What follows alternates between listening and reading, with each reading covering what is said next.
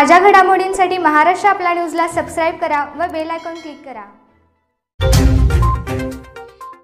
नमस्कार, मी मीनाक्षी आदुके। महाराष्ट्र आपल्या न्यूजमध्ये आपले स्वागत। पाहूया काही ठळक घडामोडी।